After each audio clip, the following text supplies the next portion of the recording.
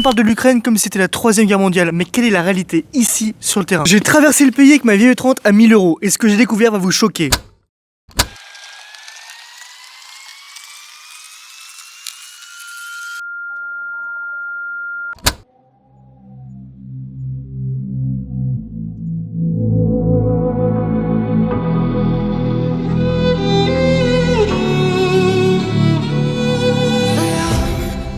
Au début du voyage, tout était parfait. Rien ne laissait présager ce qui allait arriver ensuite.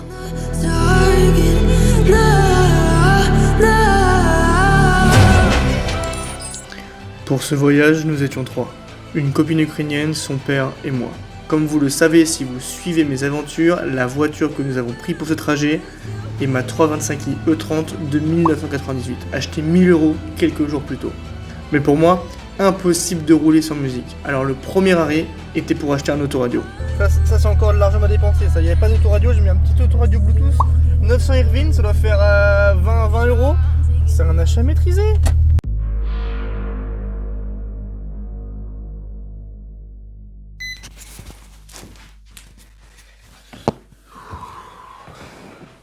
Pour ce premier arrêt, je suis simplement les indications du père de mon ami, c'est-à-dire que il me dit juste gauche-droite, etc. Je sais même pas où je vais. Jusqu'à un moment, on est au milieu de nulle part, comme vous le voyez sur cette photo que j'ai prise, au milieu d'un champ, et il me dit stop. Il me dit arrête-toi là, c'est là où on est arrivé. Derrière moi, à ce moment-là où je prends la photo, il y a un immense portail, une grande cour et un grand bâtiment, et je comprends même pas où on est. Malheureusement, j'ai pas pu filmer parce que vous allez très vite comprendre où on se trouve et c'est un endroit où il faut mieux ne pas filmer. Après des longues minutes d'attente, il y a ce qui ressemble à une infirmière qui ouvre le portail. On rentre et il y a environ 20 personnes qui courent vers nous. J'ai eu peur. Nous avons eu peur. Et c'est logique. Vous allez très vite comprendre pourquoi c'est logique. Donc il y a plusieurs infirmières qui se sont mis autour de nous pour nous escorter jusqu'au sous-sol de cet énorme bâtiment. Savoir que ce bâtiment, pour le décrire rapidement, il est ultra décrépit, il est en état, mais il est pourri quoi le bâtiment. On arrive dans le sous-sol, l'infirmière appuie pour allumer la lumière, ça se met à clignoter comme dans les films, et ça a mis bien 15 minutes avant que la lumière s'allume bien. Les murs ils étaient pourris, du béton décrépit, c'était humide, c'était sombre. C'était bizarre, l'ambiance elle était vraiment bizarre quoi. On s'assied tous les trois, on attend, et pendant la longue attente, on m'explique où je suis. On m'explique que je suis dans l'un des pires hôpitaux psychiatriques de l'Ukraine, parce qu'aucun budget n'est alloué à cet hôpital. Et c'est pour ça d'ailleurs qu'il est aussi décrépit, et aussi effrayant en fait. C'est parce qu'il est presque, on dirait presque un truc abandonné, sauf qu'il est pas abandonné en fait. Et pendant qu'il m'explique ça, il y a une grande silhouette, une personne d'au moins 1m90, squelettique, et quand je vous dis squelettique, il y a les yeux qui sont rentrés dans les orbites et tout, enfin c'est vraiment la peau sur les os, j'ai jamais vu ça de ma vie, qui se rapproche de nous, qui vient, qui m'embrasse, qui me fait des bisous sur les joues, et qui me dit des trucs super gentils en ukrainien, d'après ce que j'ai pu comprendre et ce qu'on m'a expliqué après. J'étais mal à l'aise. Dans le sens où en fait je sais pas comment réagir, quoi faire, que dire, que je sais pas. On s'est assis autour d'une table avec cette personne et nous trois. On lui a rapporté de la nourriture et quelques cigarettes. Et il s'est mis à fumer, peut-être 5-6 cigarettes à la suite pendant, je sais pas, 10 minutes, un quart d'heure, mais à une vitesse que j'ai jamais vue de ma vie. Il cendrait par terre, dans sa nourriture, partout, peu importe. Il s'est mis à tousser, à cracher par terre. L'ambiance était bizarre. Et le mec, au bout d'un moment, il prend une banane, il sépare la peau de la chair, et il bouffe la peau. C'est là-dessus qu'on a repris la route vers notre prochaine destination, tout aussi inoubliable. Here. Really? Yes. This car? Yes. You sure? My father says it's risk. You want risk? Already do in your life this car? A lot of time you do this. Чуєш, але ми їхали так, правда? I don't believe this. I feel risk now.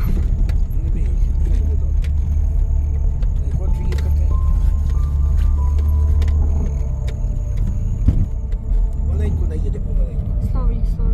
Може стати десь, йому собі десь зробити. You can stop here. No, I don't want. Може стати. Я бачу по його, що він настрашений. Страшно? You're afraid, I see. I see you're afraid. Мені довідуватись, because I cannot. И направо.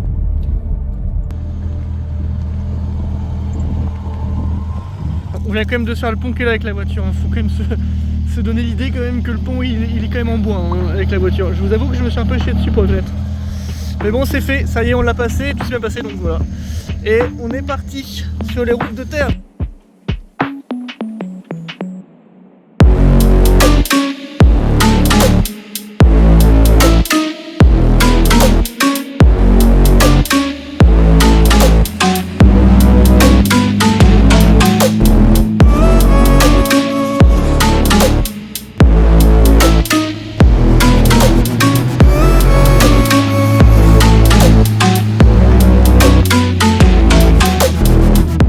Dans cette maison, petite particularité qui est plutôt courante en Ukraine, mais qu'on voit jamais en France, il n'y a pas de toilette dans la maison. L'unique toilette est ici, je vous le montre. Ici, c'est les toilettes là, le petit truc ici, les seuls de la maison.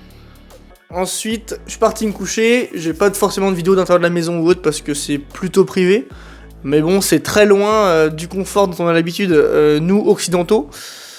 Mais moi je m'y fais bien, ce manque de confort. Bon là, je suis dans un super appart, hein, mais à ce moment-là, je m'y étais bien fait, ça se passait très très bien.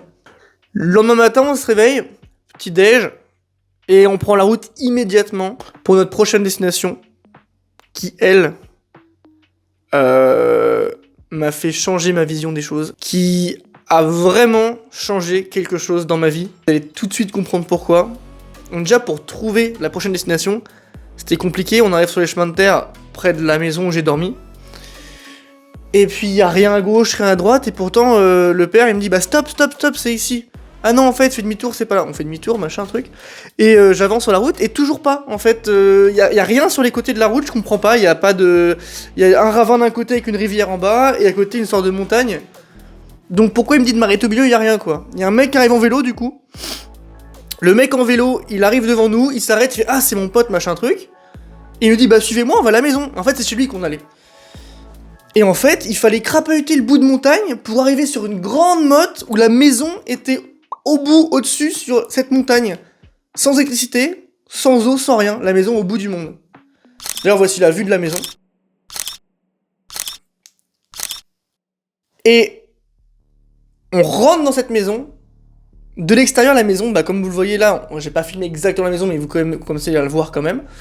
Il n'y a pas vraiment de fenêtre. On rentre dans la maison qui est tout en bois. À gauche, une pièce complètement vide, sans fenêtre, sans rien, à même la terre.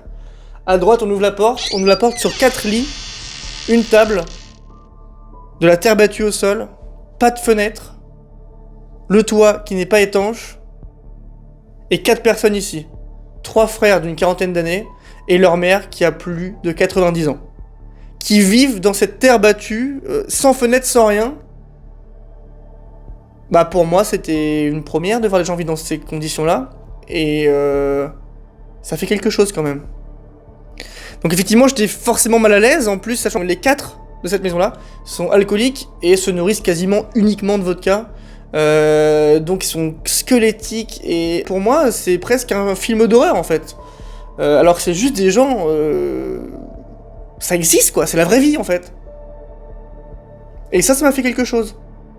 Donc nous on leur a ramené la nourriture et ils nous ont proposé de la partager avec eux. Donc ils ont sorti leur assiette, couvert, etc. Machin truc qui je pense n'ont jamais été lavés parce qu'ils n'ont pas d'eau, etc. Et c'était horrible.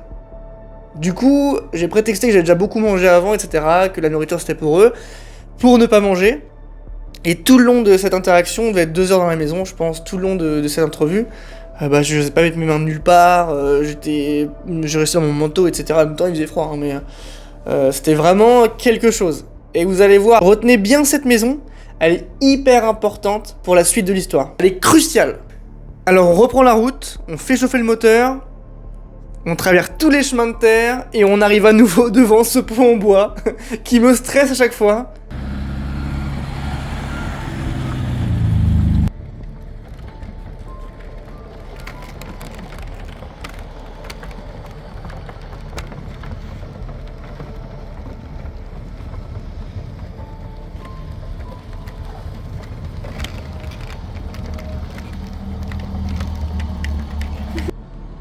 Et cette fois-ci, il passe avec quand même un peu moins de stress, comme on est déjà passé une fois.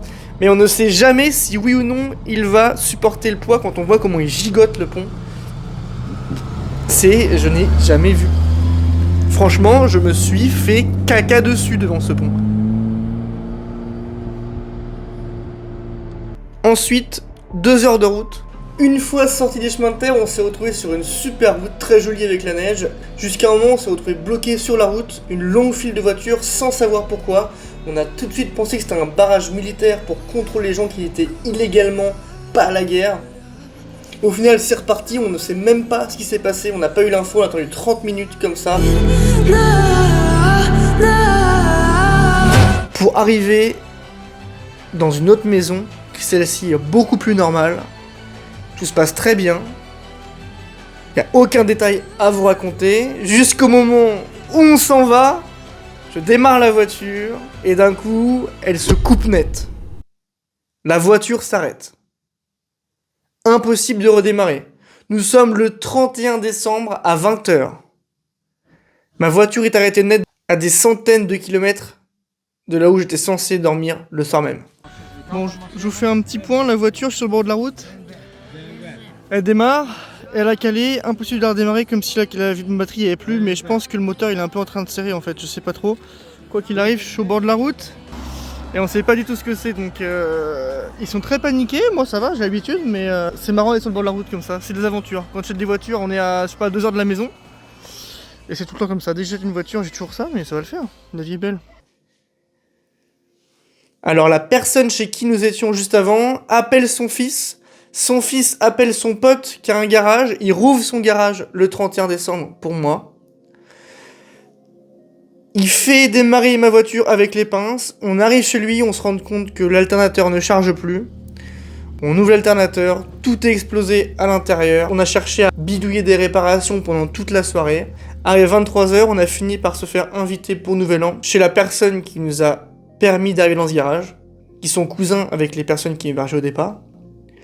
Et on a passé une excellente soirée de Nouvel An improvisée, c'était pas du tout prévu et c'était vraiment génial. On a passé un super moment. Et le couple chez qui on a souhaité la nouvelle année sont en réalité plutôt fortunés pour l'Ukraine. Ils ont un standard de vie qui est plutôt européen.